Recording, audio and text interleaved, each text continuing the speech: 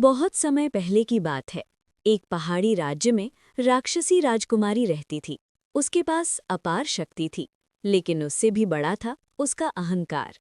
वो दिन रात आईने में खुद को देखकर हंसती और कहती, मेरी जैसी सुंदर और शक्तिशाली इस संसार में कोई नहीं। एक दिन उसने सोचा, अगर मैं इतनी महान हूं तो देवता मुझे रोक क्यों नहीं पाते। यही सोच उसके मन में चुनौती बन गई। उसी समय एक साधारण से तपस्वी उस राज्य में आए। न कोई डर, न कोई क्रोध, सिर्फ चेहरे पर गहरी शांति। राजकुमारी ने उन्हें ऊपर से नीचे देखा और हंस पड़ी।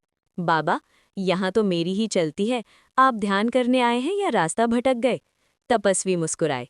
बेटी, जहाँ अहंकार बोलता है वहाँ सत्य धीरे बोलता है। राजकुमारी को ये बात चुभ गई। उसने अपनी शक्तियाँ दिखाने की कोशिश की। आकाश में गर्जना, धरती में कंपन, लेकिन कुछ भी वैसा नहीं हुआ जैसा वो चाहती थी। उसका घमंड कांपने लगा। तभी वहां पार्वती जी प्रकट हुईं। उनके चेहरे पर ममता थी, आंखों में करुणा।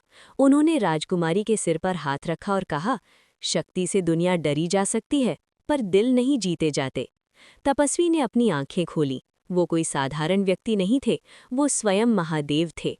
उनकी आवाज में न क्रोध था, न दंड, सिर्फ सत्य। अहंकार तुम्हें ऊंचा दिखाता है, लेकिन करुणा तुम्हें महान बनाती है। राजकुमारी की आंखों से हंसी गायब हो गई। वो पहली बार झुकी, डर से नहीं, समझ से। उस दिन उसके भीतर की राक्षसी शक्ति नहीं मरी, बल्कि बदल गई।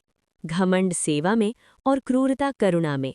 और तभी से उस राज्य में एक बात कही जाने लगी, जो स्वयं को सबसे बड़ा समझता है उसे सबसे पहले झुकना पड़ता है, और जो झुकना सीख ले वही सच्चा शक्तिशाली होता है।